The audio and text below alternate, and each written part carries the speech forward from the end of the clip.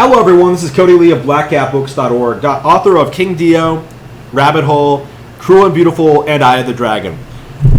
With the release of No More Heroes 3, I think there is one very prevalent meme among the community right off the bat, like something that people are saying more than anything else that needs to be talked about, that needs to be discussed, that really needs to be appreciated, and that is play Travis Strikes Again. I am one of the very, very few YouTubers who gave Travis Strikes Again a glowing review. Like fuckers like Yahtzee, zero punctuation, retards like posers like Nitro Rad. I'm sure there are countless other examples, but those are the two that I recall.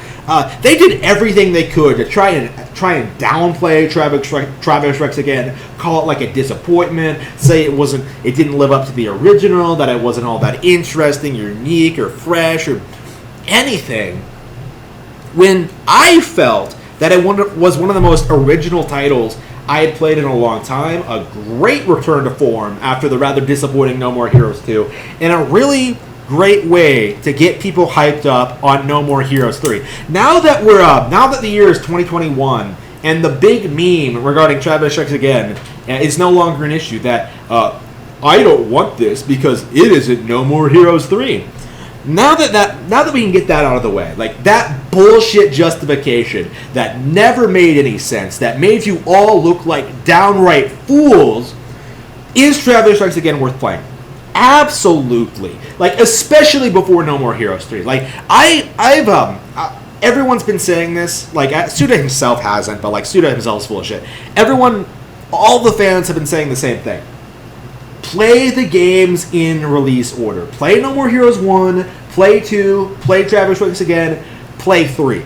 If you can play like Suda's other work, like if you're really into it, like, you try the Silver Case, try Killer's Shadows of the Damned, try Killer 7 in particular. Like, there's a lot of stuff that's like supplementary material, but like if you're going to do like the No More Heroes trilogy, like you need to play all of them. Like all of them. Playing all of them gives you a lot of context as to what's going on. They're really great games, and there's no reason to skip them at all. Like this isn't fucking Call of Duty. You can't just start with like at Call of Duty 4 and then just start shooting Russians, and like just get lost in this. You can't just start shooting Russians and then like not really care what's happening, because like No More Heroes has a cohesive plot that really draws you in and really makes you care about what's going on, and it's essential that you play the games in release order. Now, okay, now that little rant's out of the way, I think most people will tell you that much, right? Like play No More Heroes 1, play No More Heroes 2, but I have to specify, like have to tell you, like you have to play Travis Strikes Again as well. Travis Strikes Again was deeply underappreciated when it first came out. Like it was a game that game journalists were railing on for not being like the first two, right? It wasn't a 3D game. It had like platforming aspects. It had like it was low budget. Like it seemed a little bit like simplistic in a lot of ways. Like it was made by like 15 people or some shit. A lot of people did not appreciate what it was trying to do, but I did. As a fan of Suda, as a fan of his work, as a fan of like his past releases, as a fan of No More Heroes, I found Travis going down this journey of him sort of experiencing the wider Sudaverse, right? As we're calling it, like the Sudaverse, like interacting with other characters. That's many we've seen before, some we haven't. Establishing the character of Travis, like where he is, where he's going, like where he's been, establishing his relationships with some of the other characters, and coming up with like a surprisingly compelling, like heart-wrenching plot regarding like the life and the life and failures of aspiring game developer. Like it was weirdly in tune with what gamers have been experiencing with Suda's games in in the past decade. It was weirdly reflective of that. Like from Travis dealing with like a corrupt EA executive like Damon Riccatello to like having like that crazy sort of life-changing experience, like really radically evolving as a person. Like Travis Strikes Again is a striking narrative. I would argue personally that it's probably better than The Silver Case. I enjoyed it a lot more. I found it very compelling. I thought it was a lot of fun, very very charming, very very very funny. I laugh a lot in that game. Like Gene is great in that. The story, the visual novel style standpoint is like top tier and is absolutely worth playing. Now the gameplay itself is somewhat not as sophisticated as what you'll find in No More Heroes 3. I think the game set the standard for what's going to happen in No More Heroes 3. Like it gave you a lot of different powers to play with. You can do all sorts of different things. There's lots of lots of levels and things to run around in. It's structured differently than other No More Heroes games. But I did enjoy my time with it. I did think it was a lot of fun. I think there were a lot of variety in like the settings and the concepts. Like the idea of like, I was kind of underwhelmed with like the. Okay, I didn't like how all the stages were like action hack and slash stages when like the game was kind of billed as like, oh man, Travis in different genres of video games. I thought that idea would be really cool. Like they were hyping up, oh yeah, Travis in a racing game, Travis in a strategy RPG. That's not really what happens. But Travis in a mystery game, like it's like sort of flavor stuff. You know what I mean? Like it's a little bit.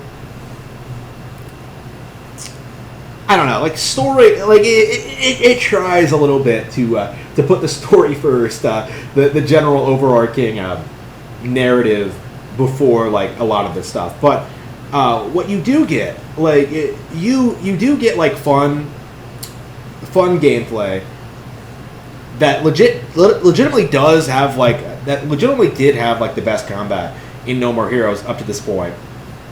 You did have like a really shocking. Engaging narrative, and I think above all else, I mentioned this earlier. You got a lot of context for what's happening in No More Heroes 3. Like that's the meme. That's the thing people don't understand is that like if you didn't play Travis Strikes Again, you will not understand No More Heroes 3. If you played the first two, you won't understand like why Bad Girl has returned, why who the guy with the baseball bat is. That you won't understand that Gene can talk. You won't understand like who Notorious is. You won't understand like who Juvenile is. You won't understand like a lot of like minor details that are just kind of thrown at you. Damon, like one of the primary antagonists in No More Heroes 3.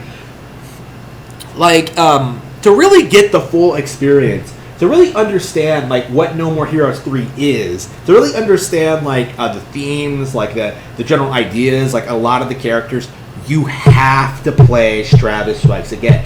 It is a great way to hype yourself up for No More Heroes 3. It was very much worth playing. I found it very engaging from start to finish. There are lots of great callbacks to other Suda's work games.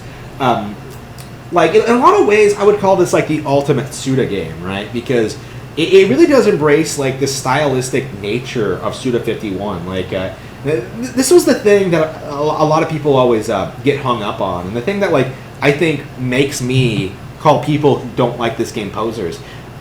People don't understand that Suda has always been a low-budget creator. Like, he's been, like, pumping out titles to the best of his ability for the past 20 years or so, and like there have been up and downs to that, but traditionally speaking, like for the vast majority of his career, he hasn't had a lot of that much of a big budget, and as a result of that, like seeing people try and rail on Travis Strikes Again, like saying it's not like what they were expecting, like these people don't know anything about Suda or his career or like the way his general output. Like, a lot of times it feels like these people have only played No More Heroes and maybe played Killer 7. Like, they have no experience with, like, his work before that at all. Right?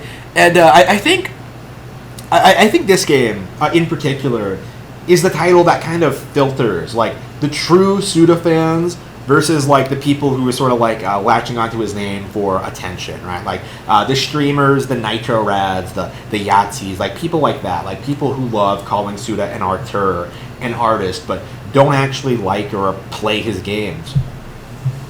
That's the kind of people that Travis Strikes Again filters out. So if you consider yourself a real Suda fan, if you really enjoy No More Heroes, if you truly love these characters, like as I do, you will love Travis Strikes Again. Like, in spite of like its flaws, and there are flaws, like in spite of things like, you know, how low budget it is, like it is absolutely a game worth playing if you're a fan of No More Heroes. For me, this is a game that I wish was talked about more. It's a game I wish that got more attention, and it's a game I will continue playing and praising for years to come. It's like what Sylvia said in that No More Heroes 3 trailer. In another 10 years, it'll be seen as a cult classic, once no one will be able to find a copy.